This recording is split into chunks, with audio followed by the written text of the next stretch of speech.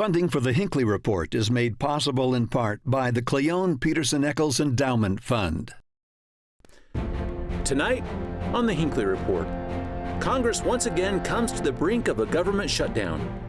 Voters get a second look at Republican hopefuls as they take the debate stage. And Utahns react as polarizing national issues hit close to home.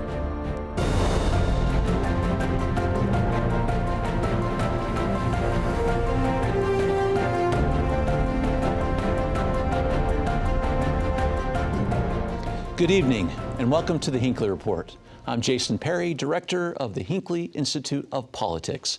Covering the week, we have Robert Gehrke, columnist for the Salt Lake Tribune, Heidi Hatch, anchor with KUTV 2 News, and Max Roth, anchor with Fox 13 News. So glad to have you on the program this evening. A lot is happening, and a lot of what happens in the future is weighing in the balance this very evening. I want to jump right into it, Heidi, starting with you. We have our federal government until tonight, Friday night, to pass a budget or shut down the government. It used to be shocking. Now it just seems like it's a rite of passage. It's fall allergies. People put up their skeletons, and we talk about a government shutdown. This actually affects people's lives. It's a real issue, but it drives me nuts that it doesn't have to be. I know that we all work well under pressure. You can get things done at the 11th hour, but it doesn't have to be done this way. It's not the best way to do it, and it's getting frustrating watching it happen and play out because there's a lot of political theater instead of the actual work we want our congressional leaders to be doing. Yeah, Max, we talk about what Congress's responsibilities. One of them is to pass this budget, but there is a lot of political theater, as Heidi has mentioned here. What are some of those items? What's taking up the space in these last minutes? You know, there is one person at the center of all this where all the pressure is, and that's Kevin McCarthy, the Speaker of the House,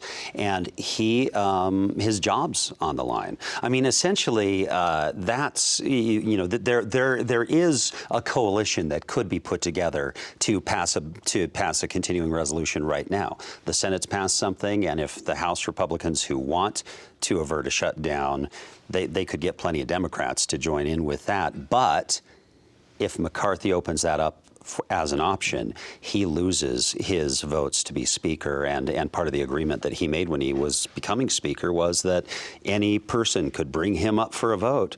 And if that were to happen after he did that, he'd lose that job. And it feels like that's really what's on the line here. That's why we're getting to this point. Mm-hmm. 20 years ago when I went to D.C. to cover Washington, they were still passing appropriations bills. They had 13 appropriation bills. They'd pass them almost every year. And now it's like we just keep kicking this can down the road with continuing resolutions. We have this brinksmanship that always comes up. We have, these small factions of conservative Republicans in this case who can just shut things down because it's a balanced, it's a 50-50 Washington. But, and maybe in some respects it's going to be a good thing because it's going to remind people the things the government does that they're going to miss when they're gone, things like national parks. But it's also going to impact a lot of people too because there are a lot of people who rely on some of these programs for their well-being. I want to get to a couple of those. Heidi, maybe we talk about sort of that brinksmanship idea here and what the posturing has been from some of our own elected officials. I want to bring up a tweet from Senator Mike Lee this week about this very issue. Maybe you can even tell us what he's alluding to in this particular statement. This is from Senator Mike Lee. He says, "No one wants a shutdown, but there are no harmless options on the table. If there's a meaningful chance that 15 days could stop the spread of massive deficit spending, which is impoverishing America's poor and middle class, that option should be considered." What's this 15 days, and what are these options he's telling us we should look into? Is it too soon for pandemic jokes? But that's what he's talking about, the 15 days to stop the spread, which obviously didn't happen. And I think he's saying, what if we had a couple weeks to, work this out, and maybe that would get us to the point we need to be. But what we have to remember is if you look up in the Ogden area, we have IRS employees, a lot of them making $15 an hour. And while they're furloughed, they'll all eventually get their paychecks. If you're making $15 an hour, you're probably living pretty close to paycheck. So 15 days is a long time when you don't know if you're getting that paycheck and if you can make your bills. So, it may be enough for them to get whatever side they want, whether it's Democrats or Republicans in Congress. It's hurting the little people at home in Utah who need to buy groceries, pay the rent, and just do life. Yeah. Go ahead, Robert. When that first clause of his quote there, no one wants a shutdown. I think he does want a shutdown. I mean, he voted against the spending package, the continuing resolution that passed the Senate that's going to die in the House, presumably. I think Matt Gaetz's of the world want a shutdown. There are some people who want this shutdown, and it gives them leverage, I think, to start negotiating a little harder to try to get some spending cuts like Mike Lee's trying to do. Is that right? Is that wrong? I think to Heidi's point, absolutely. There are people who are going to be profoundly impacted by this. Yeah, Max, last time this happened, our national parks had a serious hit, and the state had to step in. Talk about what happened then and what Governor Cox is already saying he wants to do now. Well, the state spent, I'm trying to remember, it was somewhere around $40,000 to keep the parks open, and they haven't gotten paid back. But you think about those communities outside the parks, and that's the big concern, is that you got a Springdale or a Moab or a Torrey, and those are places that really rely on the revenue that comes from visitors to those parks. But so Utah wants to keep those open. I know that our delegation wants some assurances that the federal government will pay back, because that didn't happen last time. Yeah, in fact, Heidi, Senator Lee this week has introduced some legislation saying that the Department of Interior shall pay back the state of Utah if we incur some expenses. And I think that went up for a vote and failed. There's been several resolutions where they were trying to make it less bad if they did go into a government shutdown. But all of these resolutions, I think, in the minds of voters, when you're talking to them at home, they're like, what did you do over your summer vacation? Why didn't you come up with the amendments then? Why did we not start working through it? Well, this is just how Congress works, and that brinksmanship is sort of how we do business now, but it's definitely not the gold standard, and it hurts people. It definitely affects people. I think when you look at the numbers, the National Park Service, every dollar that goes into the parks, $15 will be made in those smaller communities that Max was talking about.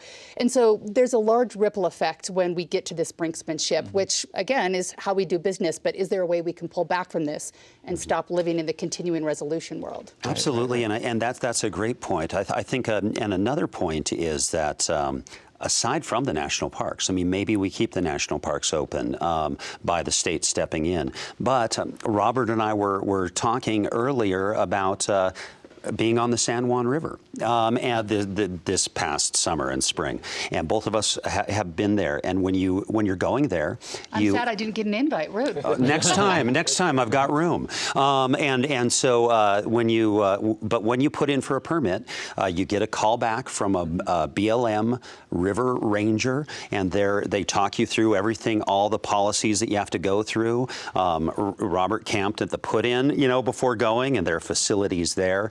And for folks who are local, these beautiful places in Utah that aren't in national parks are on federal land. The campgrounds are federal. Those are places that don't get someone to step in and keep them open. And so there are a whole lot of people who are listening to us right now who maybe have a campground reservation for fall break and wonder if they're going to be able to go. Very much up in the air now. And it does seem like this is the new normal. Like we just keep seeing this over and over. Like Heidi said, it's an annual thing, even more often than annual now, because these resolutions often are only 6 months at a time.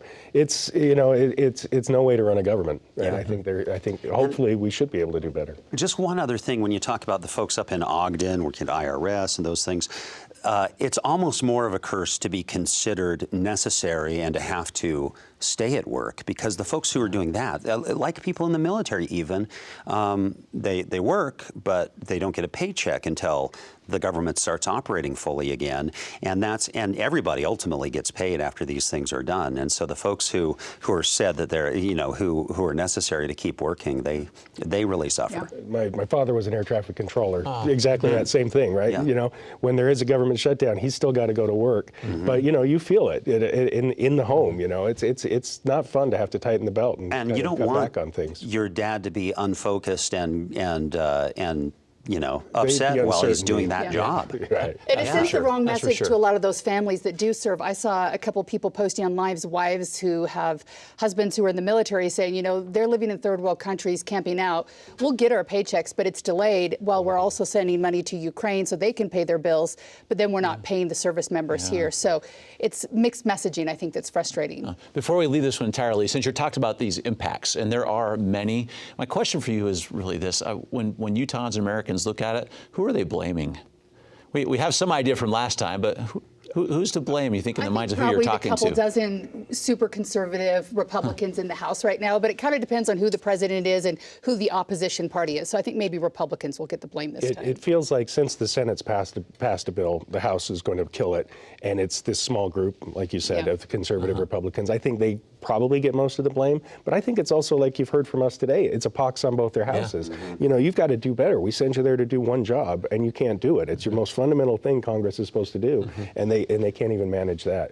I think people rightly are disillusioned with the system. Yeah, but Max, a couple of them are going to be campaigning on this very issue, aren't they? Oh, Which yeah. side they take on this one? And it's interesting how because most of the messaging in this is about budget and reining things in, and that's what you hear from Senator Lee.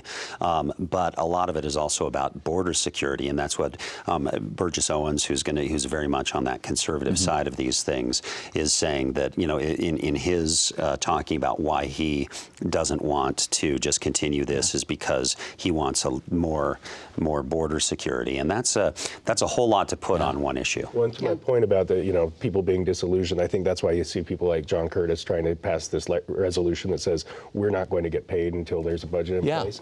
And I think, you look at that and people are sitting at home like, well, that makes sense. If I'm not doing my job, I'm not going to get paid for it, right? So there doesn't seem to be much support for that. He's tried it before, but I think it resonates with people for the reason that we all have to do our work, and if we don't do it, we're not gonna get our money. Yeah, Heidi, you mentioned just a moment ago one of the items being discussed as part of these budget negotiations is Ukraine, the amount of money that we are sending there. We have a student that has submitted a question. I'd love you to take the first shot at the answer from Maddie at the University of Utah. My name is Maddie Hare. I'm a senior at the University of Utah, majoring in economics, political science, health, society and policy, and psychology. My question is on the issue of Ukraine. Republicans seem to be divided on whether or not we should lend our resources to Ukraine.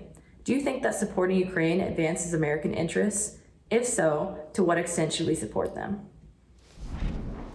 I think that Utahns recognize that having a stable world and peace in some of these important countries is important to the stability of the rest of the world. But I think there's frustration because people don't really know why we're in it, what we're getting out of it. I think in the early days, there was real concern for the people of Ukraine. We opened our doors and homes saying, come here if you need someplace, you need safety.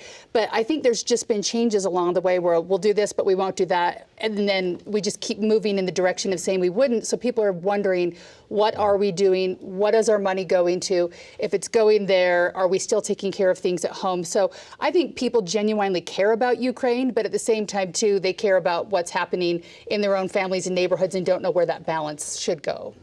Yeah, I mean, I think people like Senator Lee, they don't want this to be an open-ended blank check, and it's hard to see a resolution to this. We don't know how long this is going to last and how many more millions of dollars are going to be going there.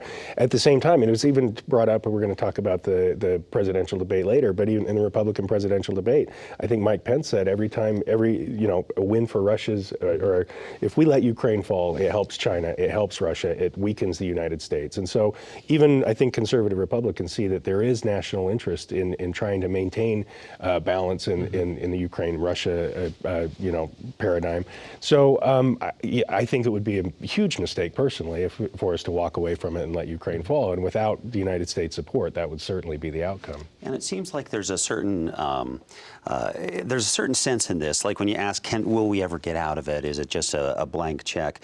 Well, the big uncertainty here is that it's a war that started in a system that's run by just one man, where it's Vladimir Putin in this case, and so when it's just the whims of one person that can do this, then it's something that it's hard to say, yeah, we're going to capitulate. We're going to let that happen, especially in a Europe where so many of our allies are on the borders of Ukraine already, and that's a scary thing to think a NATO country would suddenly get involved with this or would get invaded. And so, yeah, it's in a sense defending a democratic nation that's been invaded by one man, really. Well, that's why, Robert, it's interesting you see like Senator Mike Lee even putting out a tweet saying, this is our flag. and this one is not. Our flag, the United States flag versus that of Ukraine. Yeah, I mean, but Mike Lee also at the start of the war called Vladimir Zelensky the Martin Luther King of his country, right? And so he was very much in favor of it. Now, as it's dragged on, I think he's lost his will, and I think that's a mistake. I mean, I think we need to be a counterbalance to Russia. We can't let nations fall under Putin's boot, and if Senator Lee had his way, that's exactly what would happen, I think. Yeah, and Zelensky was an exciting G.I. Joe at the beginning of it, but then when you take a step back, I think people realize that they want Ukraine to be stable. They don't want Russia to take over, but they're not positive that the money is going to be used wisely with Zelensky because, the government may not be completely clean in using the money in ways we would ask them to. Well, this issue is so important that it did get right into the Republican debate this week. It became something that many of the candidates are talking about, how they would resolve it, where they are with the two of you. I'd like to play just a video clip here for just a moment that gives some of the high-level themes. And if you'll look at this, and Max, if you'll answer the question, kind of through the Utah lens, which issues are resonating? As 7 GOP presidential hopefuls took the stage at the Ronald Reagan Presidential Library Wednesday night, the party's frontrunner was once again absent. Donald Trump is missing in action. He put $7 trillion on the debt. He should be in this room to answer those questions for the people you talk about who are suffering. With a smaller stage, down one from their last debate, the candidates fought to break through. Gentlemen, you'll have your turn. One of the challenges So listen up. Can we please focus on the issues that matter? The man at the center lectern, Ron DeSantis, went into the night with a lot to prove. Once considered the party's best hope of dethroning former President Donald Trump, the Florida governor has lost ground in recent polls. As commander-in-chief, I'm going to use the U.S. military to go after the Mexican drug cartels. They are killing our people. After memorably clashing with several rivals in Milwaukee, entrepreneur Vivek Ramaswamy said his goal this time around was to stress his policies and positions. Unlock American energy. Drill, frack, burn coal, embrace nuclear energy. Put people back to work. And former South Carolina Governor Nikki Haley looked to build on the momentum her campaign received from the previous debate. We need to make sure we put 25,000 more Border Patrol and ICE agents on the ground and let them do their job. In Los Angeles, I'm Mike Valerio. A lot there, Max. A lot there. I'm not sure. In terms of the rhetoric, I'm not sure about the substance that's all there. And there's this gravitational pull from the front runner that draws so much attention that I'm not sure. You were asking before we saw that what resonates in Utah. I don't know, because I'm not sure how much attention is being paid to that debate. Not a whole lot of people viewing that this early on. It seems like there's not enough air in the room for any of them. The person who's gotten the most support from Utah politicians is Ron DeSantis, and he seems to be falling back. And so this Utah hasn't been a big Donald Trump state for a red state, but he's at the center of things, and it's such an odd circumstance because he's also at the center of 4 major lawsuits or criminal cases. I hadn't watched the debate until I heard that we were going to be discussing it, so I Thank you watched for it doing that, last Robert. night, and I'm never going to forgive you for that. It was painful to watch. I mean, the talking over each other. Nobody really distinguished themselves. Nobody looked like a leader, I don't think. But I think the border issue was a big one that I think resonates in Utah, and they talked a lot about managing the debt, controlling the debt. But yeah, I think by and large, I think very few people were watching it because it was hard to watch, and only people who are like really tuned into politics are going to sit through 2 hours of people shouting at each other. And so I don't think anybody emerged as a winner. I think Nikki Haley had an opportunity to distinguish herself, and Vivek Ramaswamy had a chance to kind of build on his first performance, where I think he stood out. But I don't think anybody did. And so in terms of putting a dent in Trump's patina, I don't think that worked. Heidi, right before we leave this one, everyone mentions the fact that Trump is not there. Does that mean, is he winning by not participating? I hate to say he's winning, but somehow he is, because we're still talking about him. Yeah. He's getting his message out there. But the thing is, while people aren't listening, and it's frustrating to listen right now, we may really need to be paying close attention, because when you look at President Biden and former President Trump, they both have some political balls and chains around their ankles that may literally take them out of the race in the next year. And we're going to have to look to who's on the bench. Who do we want to move forward possibly? And so these debates matter. matter. But yeah, it was too much squabbling for my brain. Yeah, this week. I mean, just the talking over, the bickering. I don't think that looks presidential. And so to your point, yeah, I think Trump elevating himself, staying above the fray, which is something that's probably very out of character for him if we've, you're looking at his history. But like, I think that helps him. There would be nothing to gain for him by being there. Let's talk about the bench a little bit now, too, because Utah is going to be in play once again. Whoever's in the White House is going to be impacted by who's in our Senate seat and maybe our congressional seats. So, Max, I want to start talking about what's going to happen in Utah. We've had some movement this week on the person that will take Senator Mitt Romney's position. Let's talk first. The Speaker of the House officially announced this week. Talk about Speaker Brad Wilson, his approach, his announcement. You know, it feels like a pretty skillful approach that he's taken. There's almost this sense that he's acting kind of inevitable in a way, and I don't think that's the case. But he's going forward. He's saying, "I'm thinking about running," and then he makes an announcement that he's going to have an announcement. And as he announces, he's surrounded by politicians, Republicans in office from different parts of mostly the Wasatch Front, but still, Morgan County's kind of Wasatch back, or Wasatch in the canyon. But anyway, it's that, he clearly is at the center of things right now. Now, if John Curtis, Representative Curtis, were to jump in, that's somebody else who has that kind of level of visibility, who would also be a real contender. There's so many people. When you have an open Senate seat, I mean, that's something that everybody who's ever thought about it wants to jump in on. That's so true. It's so rare to have this open window like this. Go ahead, Robert. I was going to say, when Senator Romney ran, it was technically an open seat, but he'd already kind of been anointed. He had to challenger, but yeah, we don't see these very often. I've always thought that the Speaker of the House always thinks they're more well-known and well-liked than they are, because if you think about it, the last Speaker of the House who actually won a statewide office, I believe, correct me if I'm wrong, was Norm Bangerter. Rob Bishop ran a congressional seat, but we've had people try to run, Greg Hughes, for example, and they just aren't as well-known or well-liked as they think they are, because they're so used to everybody at the Capitol, kissing up to them, and then it comes time to put their name on a ballot statewide, and 90% of the people they're trying to get to vote for them don't even know who they are. So I think if John Curtis gets in the race, I think that's a game changer. I don't think Brad's frozen out the field and solidified his support the way he needed to. I still think there's a chance Jason Chaffetz gets in the race, which would be a big name to challenge him. And so, Brad looks good right now, and I agree with Max that he's done everything right up to this point, but it's still far from being decided. Yeah, I think it's a hard translation. Like you said, he's a big fish in a small pond, but I think when you step away from Capitol Hill and ask the average everyday Utahn who the Speaker of the House is, they probably couldn't answer that question. So I think he has his work cut out for him, and I think we're going to have a long list, 7, 8 candidates possibly. Well, Heidi, what happens if John Curtis does jump in, because he's been in this position for a little while, has a bigger constituency that have interacted with him? How does that change the race? I don't know if he would be the odds-on favorite either, because I think that he, in his congressional time, has been fairly quiet compared to some of the other members, where I don't think he's been out there selling his name and his brand.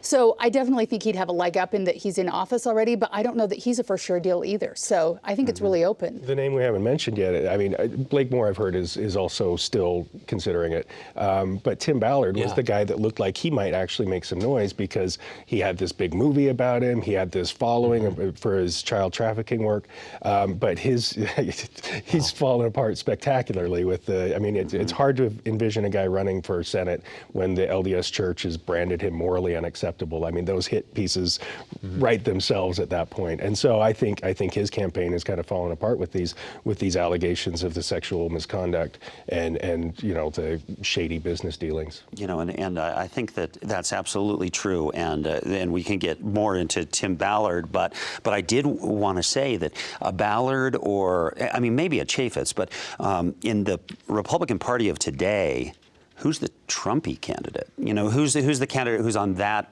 end Trent of Staggs, things? but he doesn't have a Trent lot of name Staggs doesn't ID have, either, and so because Brad Wilson and John Curtis don't fit that bill so much. Yeah.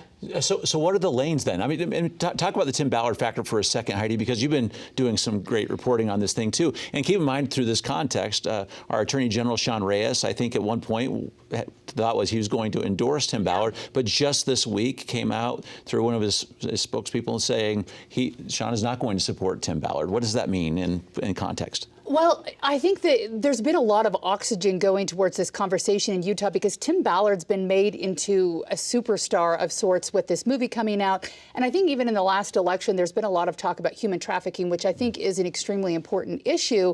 But there's created some deep divides of where people back him and don't. And oddly enough, I think if he were saying he were getting in the race today, there would still be a lot of people who support him and don't believe these allegations. So I don't know. It's all very confusing. Some people say that he wasn't even intending to run for the Senate, and it was just a way for him to say this was a political hit, knowing that the deck of cards was going to start falling and dominoes falling against him at some point, and it would be a way for him to, in some ways, defend himself. But definitely not great for Sean Reyes either, who'd alluded to supporting him. Robert, just give us in our last few seconds on this, sort of the path here, because we've been talking about the conservative candidates, the moderate candidates. It looks like some are kind of stacking up on top of each other. Yeah, I mean, if Curtis and Wilson both get into the race, then that they are kind of competing for the same voters, I think. Trent Staggs is definitely trying to, as Heidi mentioned, trying to define himself as the Trump candidate, but he's not getting, he's not that high profile. He has had Carrie Lake came and campaigned for him, which is a pretty big name in that world. And so I think there is still room, as we've been talking about here, for other candidates to get in, a Jason Chaffetz or a Blake Moore or somebody like that. That's going to have to be so much to follow. Thank you for your insights this evening, and thank you for watching the Hinckley Report. This show is also available as a podcast on pbsutah.org/Hinckley Report or wherever you get your podcasts. Thank you for being with us. We'll see you next week.